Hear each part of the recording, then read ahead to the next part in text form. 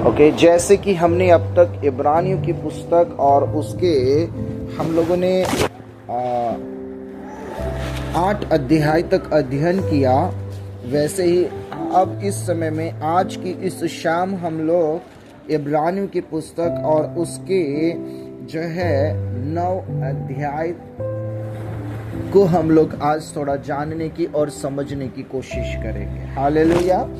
और उसके भीतर में क्या ऐसी बातें हैं, कौन सी ऐसी बातें हैं जो परमेश्वर चाहता है कि हम उसे सीखें। हम उस बात को एक एक करके जानेंगे, एक एक करके हम लोग सीखने की कोशिश करेंगे। तो आप निकाल सकते हैं अपने अपने पवित्र शास्त्र के अंदर में और इब्रानियों की पुस्तक और उसका 9 अध्याय।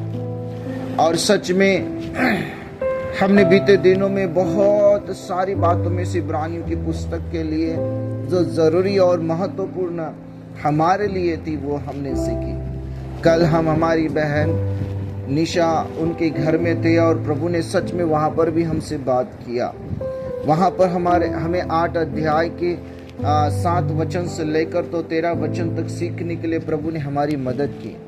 इस समय हम लोग इब्रानियों की पुस्तक 9 अध्याय 1 वचन से हम लोग आगे पढ़ेंगे और एक एक बात हम लोग जानने और समझने की कोशिश करेंगे। सो आप हम सब इस समय इब्रानियों की पुस्तक 9 अध्याय 1 वचन से हम लोग आगे पढ़ेंगे।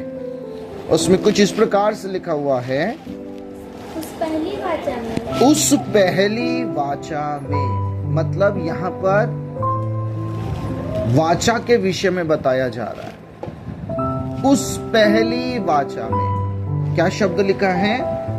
उस पहली वाचा में मतलब वो वाचा जो इसके पहले मिली थी, वो वाचा जिस वाचा को परमेश्वर ने पहले दी थी, उस पहली वाचा में भी, उस पहली वाचा में भी क्या थे?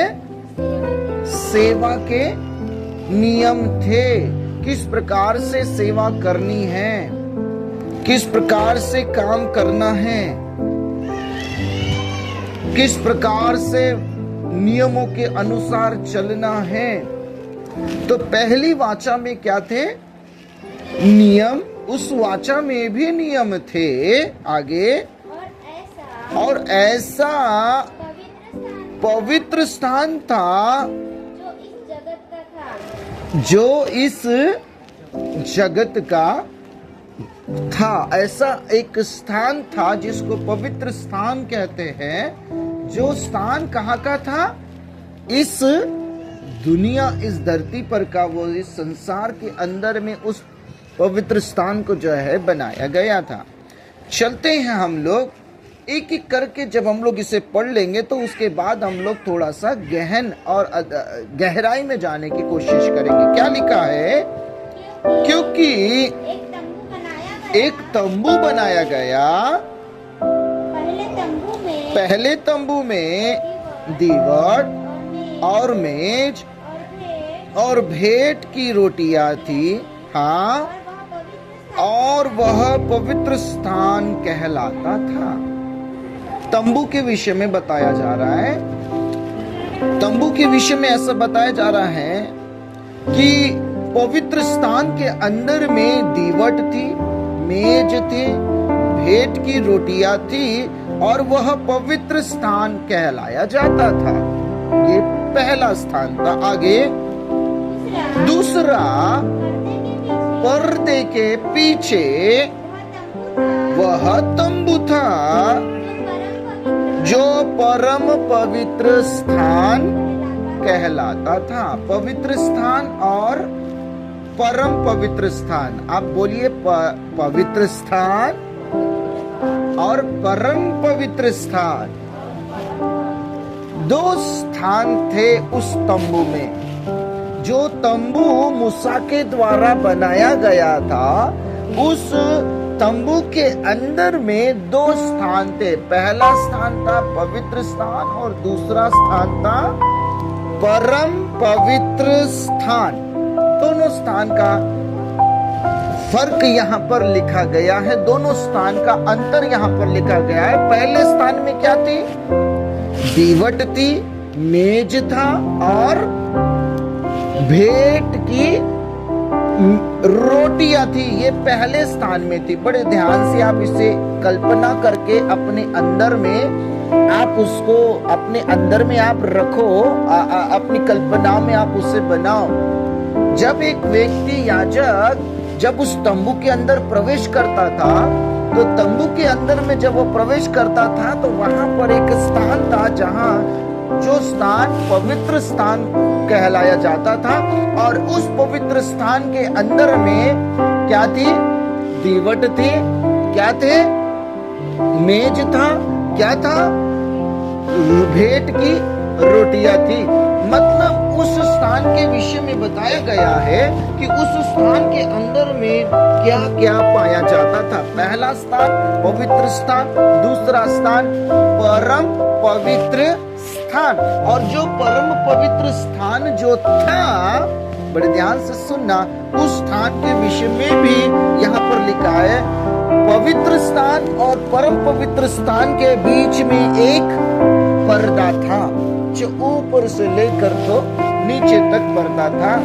और उस पवित्र स्थान के विषय में ऐसा लिखा है, उस पवित्र स्थान में भी, परम पवित्र स्थान में भी कुछ पाया जाता था। क्या लिखा है वहां पर? उस परम पवित्र स्थान में सोने की धूपदानी और चारों ओर सोने से मढ़ा हुआ वाचा का संदूक, और उस वाचा के संदूक में मन्ना से भरा हुआ सोने का बर्तन और हारून की छड़ी, जिसमें फूल और फल आ गए थे, और वाचा की पटिया थी। अब सुनो, पवित्र स्थान और परम पवित्र स्थान के बीच में जो इस धरती पर परमेश्वर ने मूसा को दिया था, वहां पर लिखा है कि जो पवित्र स्थान था, उस पवित्र स्थान के जो है अंदर जैसे प्रवेश करते थे तो वहां पर दीवट दिखता था, वहां पर मेज दिखता था, वहां पर भेंट की रोटियां दिखती थी। और जैसे ही पर्दे से अंदर जाते थे तो वहां पर भी कुछ था। तो क्या था? वहां पर भी सोने का धूपदान था, और सोने से मढ़ा हुआ वाचा का संदूक था। और उस वाचा के संदूक में क्या था? मन्ना था। उस वाचा के संदूक के अंदर में हारून की लकड़ी थी, छड़ी थी, जिसमें फूल और फल लगे थे। और उस वाचा के संदूक के अंदर में क्या था? वाचा की पटिया, जिसमें परमेश्वर ने सारे नियम, कानून, कायदे और आज्ञाएं देकर जो एक वाचा की पटिया बनाई थी, वो वाचा की पटिया भी थी। अब बड़े ध्यान से आप इसे समझने की कोशिश करना। ये एक वर्णन, ये एक जो है फर्क जो है वहां पर बताया गया, पवित्र स्थान और महापवित्र स्थान। अब वो वाचा का जो पटिया था, वो जो संदूक था, उस संदूक के ऊपर में क्या था? स्वर्गदूत का एक आकृति बनाया था, जिसको करूब बनाया, करूब बोला जाता है। क्या क्या है वहां पर लिखा? उसके ऊपर दोनों तेजों में करूब थे, जो प्रायश्चित के ढकने पर छाया किए हुए थे। हाँ, इनका एक एक करके वर्णन करने का अभी अवसर नहीं है। मैं एक एक करके इतनी सारी बातें ये व्यक्ति ये कहता है तुम पढ़ लेना, और ये आपको यदि कहीं मिलेगा तो आप निर्गमन की पुस्तक को आप पढ़ लीजिए, और उस निर्गमन की पुस्तक को आप पढ़ोगे तो कैसे मूसा ने वाचा का संदूक बनाया, कैसे कैसे जो है नियम आए, किस तरीके से नियम आए, वो कहानी बहुत बड़ी है, याद रखना, बहुत बड़ी वो कहानी है। ऐसी वैसी साधारण सी कहानी नहीं है, वो कहानी बहुत बड़ी है।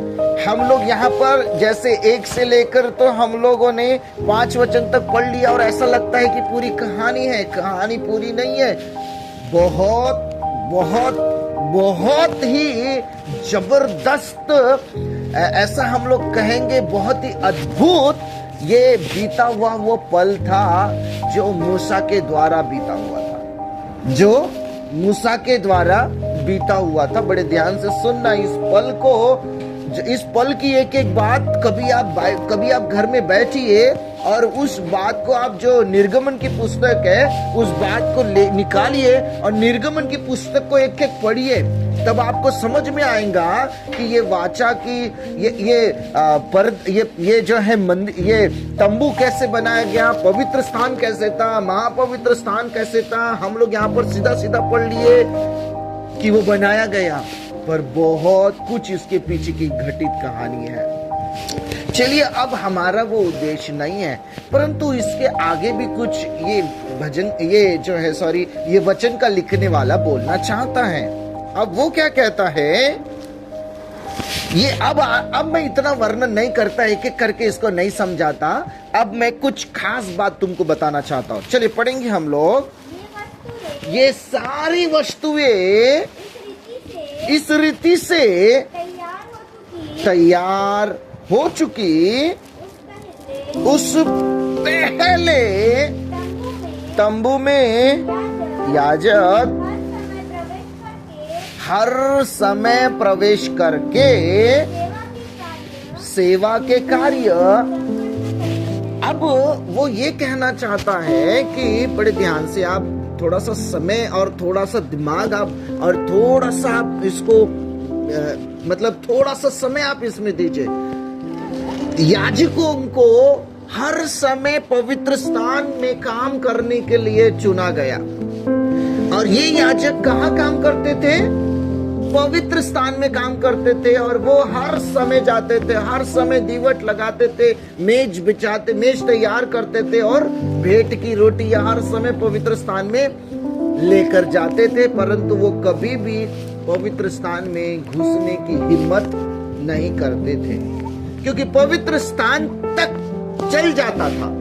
सुनना बड़े ध्यान से, पवित्र स्थान तक चल जाता था। महापवित्र स्थान में जाने के लिए बड़ा कठिन समय था। आगे क्या जरा पढ़ेंगे, इस पवित्र स्थान में रोज जाना पड़ता था, परंतु जो आगे लिखा है महापवित्र स्थान, उसमें दूसरे स्थान में 7वां वचन कहता है, पढ़ेंगे, दूसरे में केवल महायाजक वर्ष भर में एक ही बार जाता। देखना, रोज जाना और वर्ष में एक बार जाना, दोनों में फर्क है। और जो दूसरा जो स्थान था, उस स्थान में कौन जाता था? याजकों का याजक, महायाजक। आपको समझ में आ रहा है? जो याजक थे, उन याजकों के ऊपर में महायाजक थे, वो महायाजक दूसरे स्थान में जाते थे। अब आगे क्या लिखा है? साल में एक बार जाते थे। और आगे क्या लिखा है? और वो जब पवित्र स्थान मतलब परम पवित्र स्थान में जब वो जाते थे तो बिना लहू लिए नहीं जाता था। बिना लहू लिए नहीं जाता था। याजकों को अगर परम पवित्र स्थान में जाना है तो उसको क्या लेके जाना था? लहू लेकर ही जाना पड़ता था। बड़े ध्यान से सुनना आप। पहली चीज तंबू के विषय में लिखी है। उस तंबू के अंदर में 2 स्थान लिखे हैं। पहला स्थान पवित्र स्थान, दूसरा स्थान परम पवित्र स्थान। पवित्र स्थान में दीवट है, मेज है, भेंट की रोटियां है। परम पवित्र स्थान में सोने का धूपदान है, सोने से मड़ा हुआ संदूक है। उस संदूक के अंदर में मन्ना है, हारून की लकड़ी है, छड़ी है, हारून की छड़ी है, और तीसरा वाचा की पटिया पवित्र वो वाचा के संदूक में थी, और वो पूरा सोने से मड़ा हुआ था। और ऊपर एक ढक्कन था जो प्रायश्चित का ढक्कन था, ये याद रखना, प्रायश्चित का ढक्कन। और उसके ऊपर में 2 करूब उड़ रहे थे, और उन दोनों करूबों को जो है वहां पर बहुत खास रूप में नियुक्त किया था। अब चलो ये हो गया खत्म। बड़े ध्यान से सुनना आप, ये जो मैं बता रहा हूं, जो आप सुन रहे हैं, इसका अब आने वाले समय में मैं आपको डिटेल्स में एक बात बताऊंगा। क्या लिखा है उसके बाद में? ये सब वस्तुएं जो पवित्र स्थान और महापवित्र स्थान थी, याजकों और महायाजकों के हाथ में दी थी। याजक लोग कहां जाते थे? पवित्र स्थान तक, मतलब उनकी पहुंच कहां थी? पवित्र स्थान तक। महायाजक की पहुंच कहां थी? परम पवित्र स्थान में। और महायाजक साल में एक ही बार जाता था, और वो बिना लहू लिए नहीं जाता था। अगर वो बिना लहू लिए गया तो, अगर वो बिना लहू लिए गया तो कोई माफी नहीं है। आगे आगे चलो, बड़ा इंटरेस्टिंग, बड़ा ही सुंदर बात है, आगे आपको सीखने को मिलेगा। हाँ, जिसे वह अपने लिए और लोगों के भूल और चूक के लिए चढ़ाता था। साल में एक बार महायाजक लहू लेकर जाता था, अपनी भूल चूक और लोगों की भूल चूक के लिए एक बार चढ़ाता था। कहां? वहां पर आपने देखा होगा सोने का धूपदान था, है ना, और प्रायश्चित का ढक्कन उस वेदी के ऊपर में लेके जाकर वो चढ़ाता था। आगे हाँ, अब सुनो, अब वो बताता है कि पवित्र आत्मा अब क्या दिखाता है। अब देखो, बहुत गहरा रहस्य जो यहाँ पर मुझे और आपको सुनने को मिलेगा। पवित्र आत्मा क्या बताना चाहता है? पवित्र आत्मा हमारी आंखों को खोलकर कुछ नई बात हमें बताना चाहता है। क्या बताना चाहता है? जब तक पहला तंबू है, खड़ा है, वह तब तक पवित्र स्थान का,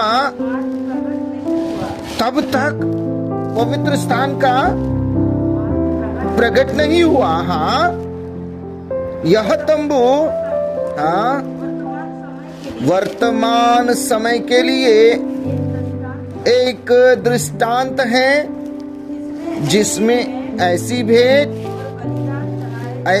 बलिदान चढ़ाए जाते हैं जिनसे आराधना करने वालों के विवेक सिद्ध नहीं हो सकते। आगे, क्योंकि वे केवल खाने पीने की वस्तुओं, भांति भांति की स्नान विधि के आधार पर शारीरिक नियम है, सुधार के समय तक के लिए। अब आपको बताना चाहता हूं, बड़े ध्यान से आप सुनना, ये सारी चीजें क्या बताती है। उसके बाद में भी बड़ा ही अच्छा वर्णन यहाँ पर लिखा है। हम सब जानते हैं हमारे प्रभु यीशु मसीह को मनुष्य का रूप लेकर आना पड़ा।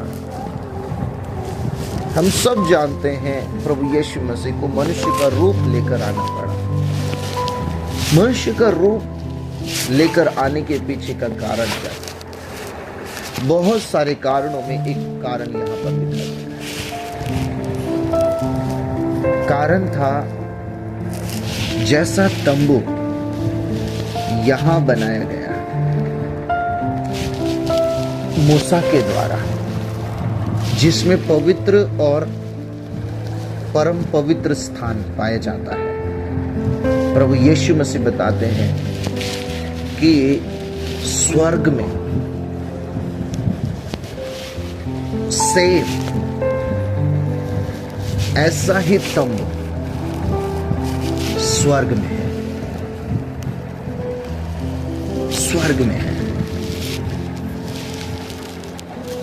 मूसा ने जो तंबू बनाया था, मूसा ने जो तंबू बनाया था, वो तंबू स्वर्ग का नमूना था। स्वर्ग का नमूना था, मतलब मूसा को जो दिखाया गया था वो स्वर्ग का नमूना, स्वर्ग का क्या कहते हैं उसको, नक्शा, स्वर्ग के अंदर के तंबू का नक्शा दिया गया और मूसा को कहा गया था कि सेम ऐसा ही तुझे बनाना है। फिर मूसा को कहा गया, जब मूसा ने उसको बनाया, मूसा ने जब उसको बनाया, तब मूसा ने पवित्र स्थान और पवित्र स्थान, अब परम पवित्र स्थान दोनों को अलग कर दिया, क्योंकि परमेश्वर ने कहा था। फिर परमेश्वर ने मूसा को कहा कि इस पर पवित्र स्थान और परम पवित्र स्थान के अंदर में मुझे सेवा करने के लिए लोग चाहिए। तो परमेश्वर ने मूसा को सेवा करने वाले लोगों को नियुक्त करने के लिए कहा, और मूसा ने जिन लोगों को नियुक्त किया उन लोगों को नाम दिया गया याजक। फिर याजकों को कहा गया कि सुनो, हर दिन जाना उस पवित्र स्थान के अंदर, हर दिन उस दीवट को जलाना है, हर दिन मेज को तैयार करना है और हर दिन भेंट की रोटियां चढ़ाना है। यह रोज का काम था। परंतु याजकों को आज्ञा दी थी कि कोई भी परम पवित्र स्थान में ना जाएगा, क्योंकि परम पवित्र स्थान में परमेश्वर का वास था। पवित्र स्थान यह भी है, परंतु उसे परम पवित्र स्थान इसलिए कहा गया क्योंकि ओरिजिनल प्रभु वहां थे। फिर प्रभु ने कहा कि उस पवित्र स्थान में भी जाना है, परम पवित्र स्थान में भी जाना है, तो फिर किससे भेजा जाए? तो महायाजक बनाया गया। फिर महायाजक कैसे जाएगा उस परम पवित्र स्थान में? तो वो साल में एक ही बार जाएगा, मतलब पूरा साल सिर्फ पवित्र स्थान में रहकर बिताना था। पूरा साल पवित्र स्थान में रहकर अपने कामों को करना था। पर जैसे साल में एक बार परम पवित्र स्थान में याजक जाता, तो वो खाली हाथ नहीं जाता, वो जाता अपनी भूल चूक, अपनी गलती, अपने पाप और साथ ही साथ अपने लोगों की भूल चूक, उनकी गलतियां, उनके पापों के बलिदान का लहू लेकर जाता था और जाकर वो उस परमेश्वर के सामने अर्पण करता था। ये काम यहां होता था, इस पृथ्वी पर होता था। अब प्रभु कहता है कि इस काम को इसी पृथ्वी तक ही रखा गया। कोई भी ऐसा व्यक्ति नहीं मिला जो स्वर्ग के लायक का हो। स्वर्ग में उस पवित्र स्थान में उस लहू को जो है प्रायश्चित का पाप का बलिदान का जो लहू है, वो स्वर्ग के सामने जो है वो जो है ले ले। क्योंकि अगर वो लहू अगर परम पवित्र स्थान में नहीं गया, तो याद रखना, साल में अगर एक बार ऐसा हुआ कि उस पवित्र स्थान में वो लहू अगर नहीं गया, तो इसका मतलब समझ जाना कि कोई भी नहीं बचेगा। और ये होता था, साल में एक बार होता था। अब प्रभु कहते हैं, इसको बड़े ध्यान से समझना, जब प्रभु को कोई भी ऐसा व्यक्ति नहीं मिला, परमेश्वर को कोई भी ऐसा व्यक्ति नहीं मिला जो परम पवित्र स्थान के अंदर में जाकर, परम पवित्र स्थान के अंदर में जाकर उस लहू को यानी कि स्वर्ग के अंदर में जाकर उस लहू का अर्पण करे तो ऐसा कोई नहीं मिला, क्योंकि हर कोई अपने पापों का बलिदान कर रहा है।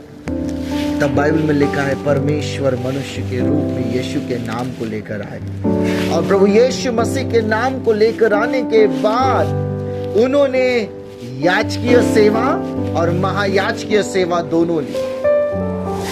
याजक बनकर पवित्र स्थान में गए और पवित्र स्थान में वो सारे काम करते, और फिर महायाजक बनकर उन्होंने महापवित्र स्थान में अर्थात ओरिजिनल जहां पर प्रभु की उपस्थिति है और उनके सामने रखी गई वो वेदी है, उस वेदी के ऊपर में प्रभु यीशु मसीह ने जाकर एक ही बार, कैसे एक ही बार, बार बार नहीं, हर साल नहीं, हर बार नहीं, एक ही बार में सारे मनुष्य प्राणियों के पापों का एक ही बार में बलिदान का लहू लिया और उसे जाकर प्रभु को अर्पण किया। अब जैसे प्रभु को अर्पण कर दिया गया तब सब कुछ चेंज हो गया। क्या चेंज हो गया? प्रभु ने कहा जिसके लिए तूने ये बलिदान किया, मैं उन्हें इस लहू के चिन्ह के द्वारा, इस लहू के जो है बलिदान के द्वारा मैं उन्हें अब पवित्र घोषित करता हूँ।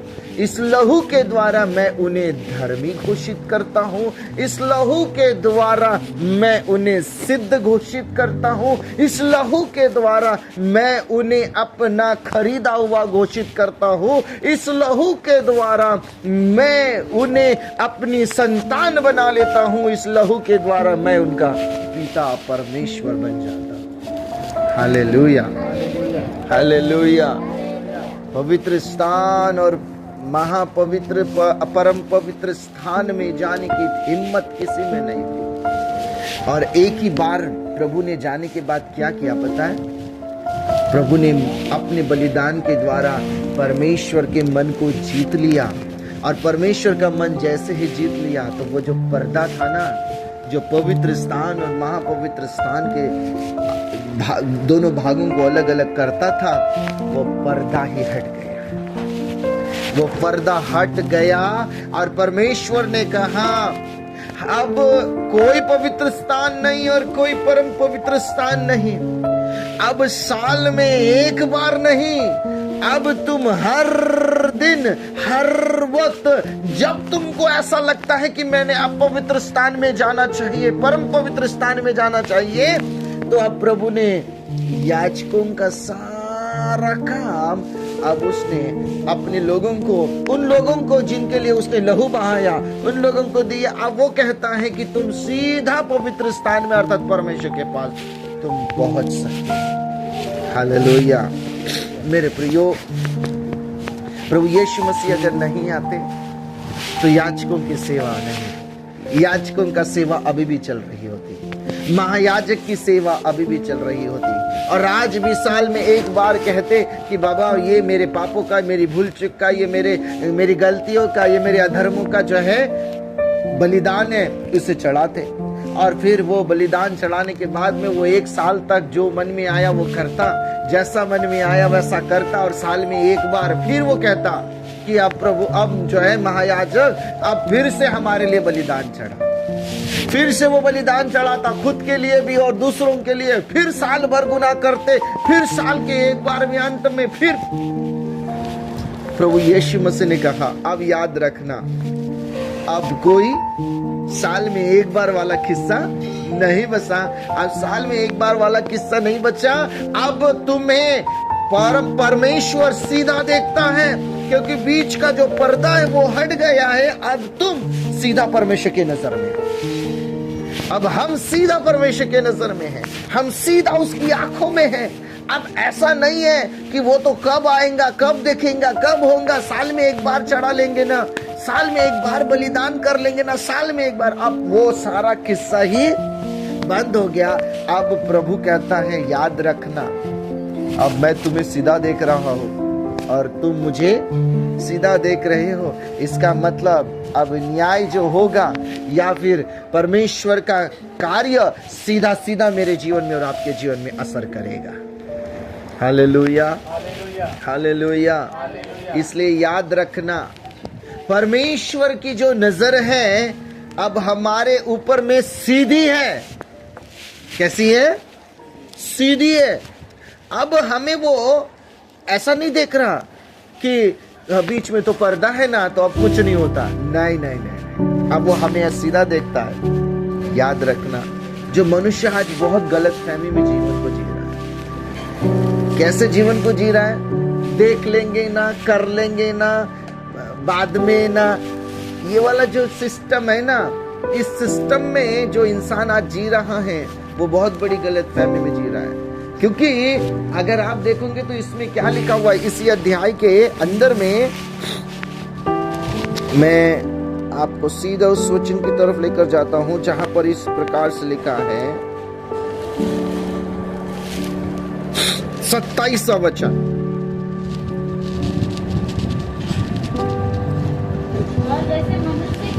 जैसे मनुष्य के लिए एक बार मरना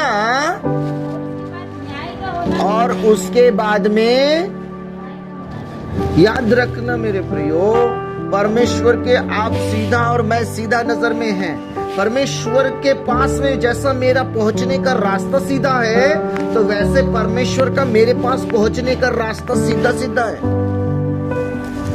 अब यहाँ पर कोई भी ऐसा माध्यम है नहीं कि हम ये कहेंगे बच के निकल सकते हैं। यहां पर लिखा है, मनुष्य का एक बार जन्म होना, उसके बाद उसकी मृत्यु होना, और उसके बाद में उसका न्याय होना तय है। क्या लिखा है? नियुक्त है। क्या है?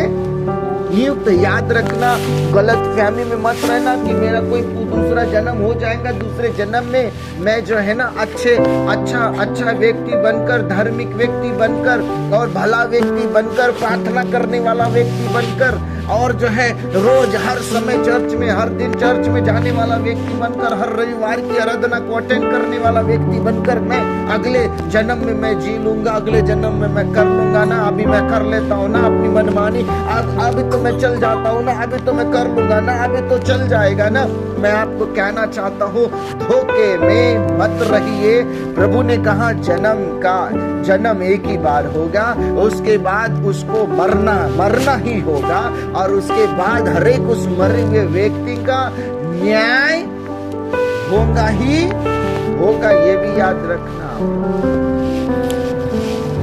वहां प्रभु अब कहेगा, हर साल वाला किस्सा थोड़ी ना था भाई, अब तुम्हारे लिए एक ही बार हो गया था बलिदान। यीशु ने तुम्हारे लिए एक ही बार बलिदान कर दिया, और अगर तुमने उसके लहू की कीमत को समझी, अगर तुमने उसके लहू की कीमत को जाना, अगर तुमने उसके लहू के उस बलिदान को तुमने अगर समझा, तो याद रखना वो बलिदान और जो लहू है यीशु का, वो तुम्हें उस न्याय से बचाएगा ही बचाएगा। आज के लोगों ने अपने जीवन से यीशु का बलिदान ही हटा दिया, यीशु का लहू ही हटा दिया। अरे जिस लहू की छाप से मैं और आप बचेंगे, जिस लहू के द्वारा मेरा और आपका उद्धार हुआ है, जिस बलिदान के द्वारा, उस लहू के तरफ आज का इंसान ध्यान ही नहीं दे रहा है। आज जो जी रहा है मनुष्य, तो सिर्फ जी रहा है, उसके पास में इस बात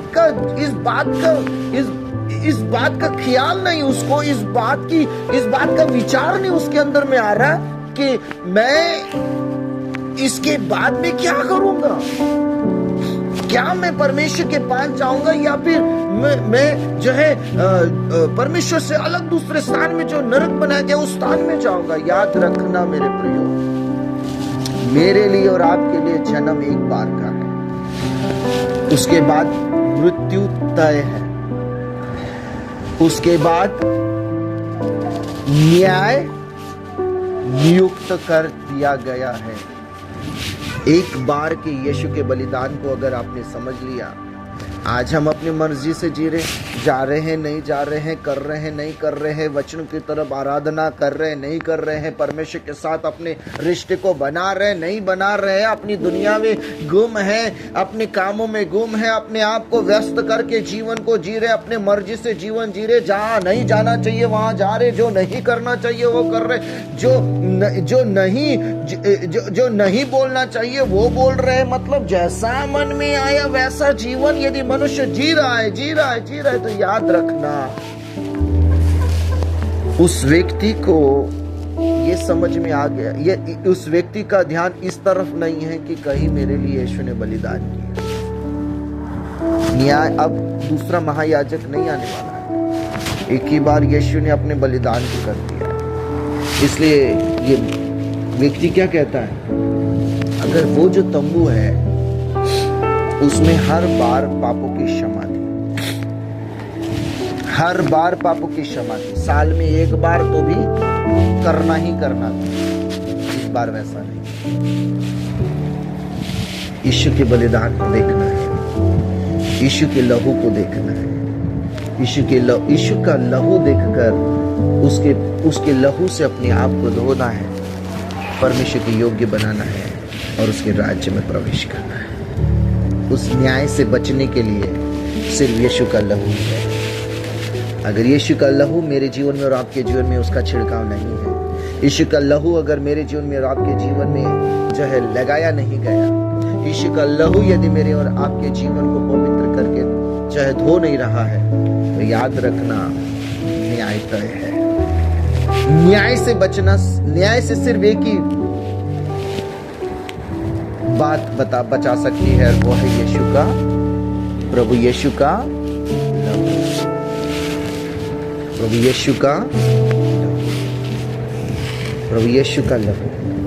बाइबल में लिखा है, निर्गमन की पुस्तक में प्रभु ने कहा, मेमने को बलि करना और उसके लहू का चिन्ह लगाना।